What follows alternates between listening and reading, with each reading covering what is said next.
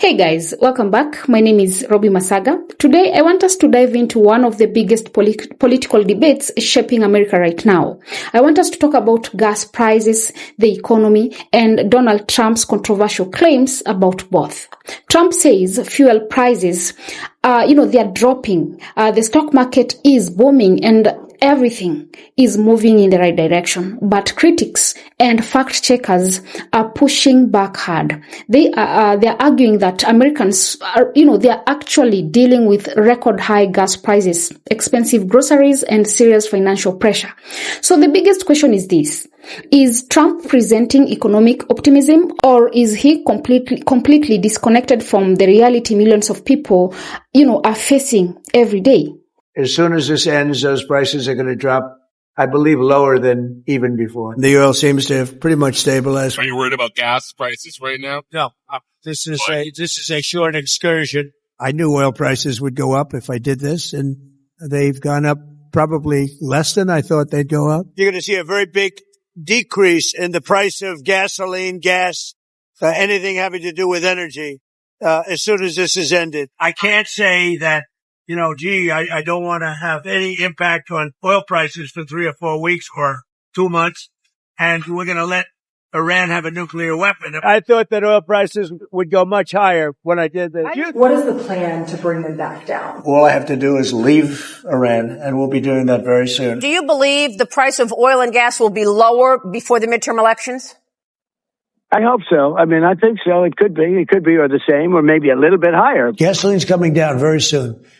And very big. Gas prices have come down very much over the last 3-4 days. The gas will go down. As soon as the war's over, it'll drop like a rock. There's so much of it. It's all over the place, sitting all over the oceans of the world. Gasoline is going to come down lower than what it was. Gas prices have come down today.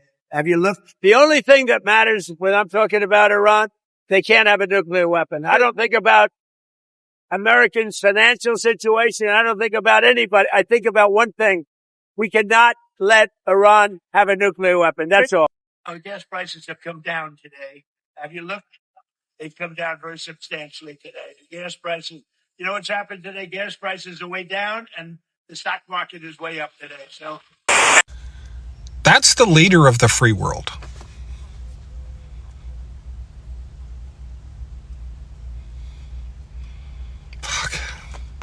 That's the leader of the free world on the day that gas prices hit the highest number they've hit in what will be 4 years next month. So almost 4 years. He said gas prices are down substantially today. I love this comment so much because even the MAGA base, even the Trump faithful, even Fox News have to call him out on his bullshit. To listen to a guy who's never had to once in his whole entire life pump his own gas, to hear him state that everything's fine, prices are way down, you're doing just fine, we know we're not.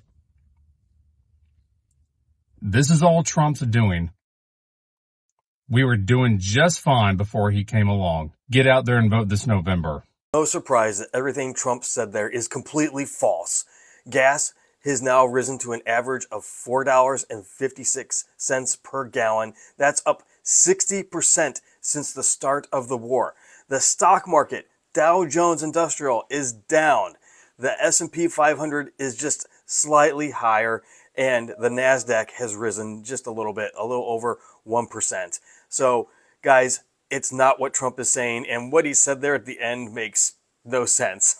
But it's Trump, so no surprise that something he says is complete, utter word salad. Let me know what you guys think about this. Are you feeling the pain at the pump? I know I am. Comment, like, share, spread the word, follow, subscribe, and I'll see you back here for the 411. All right, Trumpers, come and get me. Hey, listen, I want you to look at this. $103 is what it costs to get gas these days. And the Trump administration says they're doing so well. Yeah, right. I don't believe that for a second, because right now it's $4.09 a gallon. Premium is almost $5 a gallon. Look at that. Oh, but the Trump administration. Oh yeah, they're just doing so great. I'm pretty sure you guys voted for cheaper gas, right? I'm pretty sure you voted for cheaper eggs too, huh? And cheaper stuff at the store. Well, guess what? All your stuff's going up at the stores for these ridiculous gas prices like this. So you get what you pay for around here when you vote for people. And then everybody's like, this man is like Jesus. Look, you see these gas prices? You think Jesus wants us to pay this kind of gas? I don't think so. But hey, listen, apparently the Trump administration and the Trump supporters know more than I do. Even though I voted for cheaper gas and cheaper cost of living for the American people when I voted for Kamala. But hey, reap what you sow. Reap what you sow. 409 is going to keep going up, folks. Now, here's where things become really interesting. Trump openly admitted that, when dealing with Iran and global security issues, he isn't thinking about Americans struggling financially at home. His argument is simple. Stopping Iran from getting nuclear weapons, it matters more than temporary increases in fuel prices. But for many voters, those temporary increases felt devastating. Families were, spending over $100 just to fill up a gas tank while grocery prices continued to rise. At the same time, Trump keeps insisting that gas prices, they are way down and the stock market is way up, despite reports showing the exact opposite. And that contradiction is what is sparking massive criticism online and across political landscape.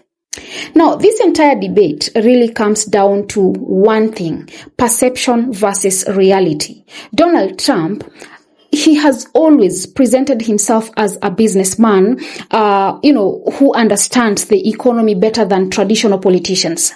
That image, it became one of the strongest pillars of his political identity. Supporters viewed him as, someone who could protect jobs, grow markets, and keep America financially strong. But critics, they're arguing that moments like this reveal a major disconnect between political messaging and the actual struggles ordinary Americans experience every day. Well, think about it. Imagine hearing a political leader say gas prices are, way down while you are standing at the pump paying over $4 a gallon. Imagine hearing everything is fine while groceries, rent, and even basic living costs continue rising month after month.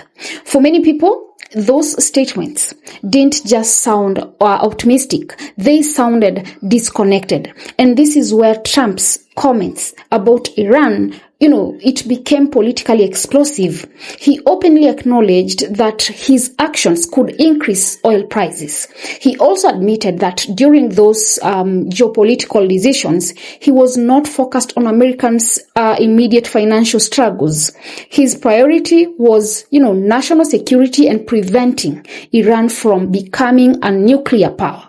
Now, to some supporters, that sounds like, leadership. They believe, presidents should focus on long-term global stability, even if short-term economic pain follows. They argue that strong foreign policy sometimes requires sacrifice. But to critics, that explanation simply doesn't help families struggling to survive. Because when someone is dealing with, someone is deciding whether to buy groceries or fill up their gas tank, long-term geopolitical strategy feels very far away from their daily reality. And then there's the issue of credibility. One of the biggest problems politicians face is losing public trust when their statements don't match what people are, personally experiencing.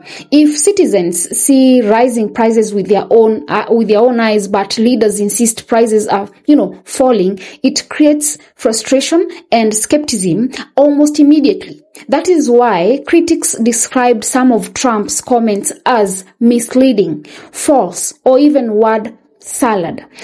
Especially the phrase where he claimed gas prices had, broke negatively in Americans' favor. Many people online mocked the wording because they felt it made, little sense while prices were still climbing. The stock market comments, it added even more fuel to the fire. Trump claimed market was way up. But reports shows, mixed results, with some indexes barely moving and others actually declining. Now, politically, this matters a lot, especially when heading into elections. Economic issues, they are often the number one factor influencing voters. Most people care less about political drama and more about whether they can comfortably afford food, gas, rent, healthcare, and even daily living expenses. So when there's a gap between political rhetoric and personal reality, voters notice quickly. At the same time, Trump's supporters continue arguing that broader economic problems were tied to, global instability, war, and even international energy markets. Not simply presidential decisions alone. They believe his aggressive foreign policy is necessary and that energy prices would eventually stabilize after global tensions cool down.